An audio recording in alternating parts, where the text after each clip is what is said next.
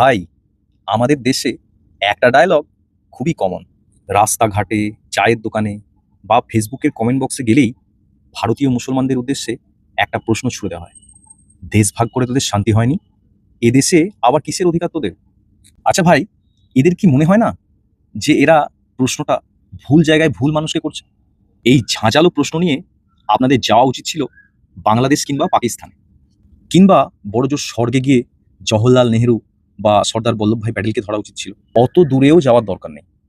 এই প্রশ্নটাই অন্তত নিজেদের পূর্বপুরুষদের করুন, যে দাদা ভাই, আপনারা তো সংখ্যায় মেজরিটিই ছিলেন, তাহলে দেশভাগটা আটকালেন না কেন?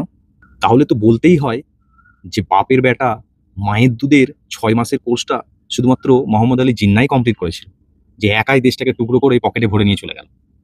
আর বাকিরা কি তাহলে তাকে চিয়ার্স বলে উৎসাহিত করছিল? বাকিদের ভূমিকা তখন কি ছিল, এই প্রশ্নটা কখনই মনে আসে না? এবার আপনাদের কথা ধরেই আমি বলতে চাই যে ধরুন দেশটা মোহাম্মদ আলী জিন্নাই ভাগ করেছিল, কিন্তু তার সমর্থনেও কি সারা ভারতবর্ষের মুসলমান ছিল? এখন জানবো সেই ইতিহাসেরই গোপন সত্যটুকু। ইতিহাস বইটা একটু খুলুন, আর 1946 সালের ভারতের সেই প্রাদেশিক নির্বাচনের রেকর্ডটা একটু দেখুন। তখন কিন্তু আর আজকের মতো 18 বছর হলেই লাইনে দাঁড়িয়ে ভোট দিতে পারতো না। ভোট দেওয়ার অধিকার ছিল অত্যন্ত সীমিত। শুধুমাত্র যারা ব্রিটিশ সরকারকে চড়া ট্যাক্স দিতে পারতেন, অর্থাৎ সরকারি জমিদার বা শিক্ষিত কর্মচারীরা, তারাই শুধুমাত্র সেই সময় ভোট দিতে পারতেন। হিসাব বলছে সেই সময় সারা ভারতবর্ষে মাত্র 11 থেকে 15% মানুষের ভোট দেওয়ার সুযোগ ছিল। অর্থাৎ দেশের 85 থেকে 89% আমজনতা, খেটে খাওয়া মানুষ, যারা এই নির্বাচনে অংশ নিতে পারেননি।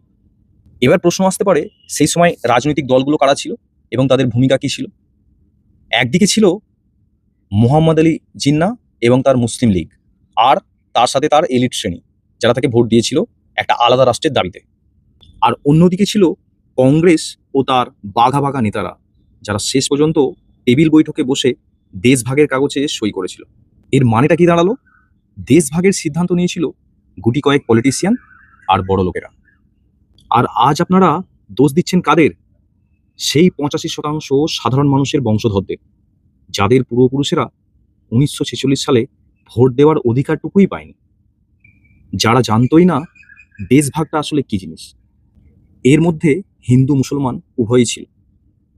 আর সব ছেড়ে দিয়ে আপনারা প্রশ্ন করছেন তাদের, যারা আলাদা একটা দেশ পেয়ে, আলাদা সুযোগ সুবিধা পেয়ে স্রেফ এই মাটিটাকে, এই ভারতবর্ষকে ভালোবেসে এদেশেই থেকে গেল।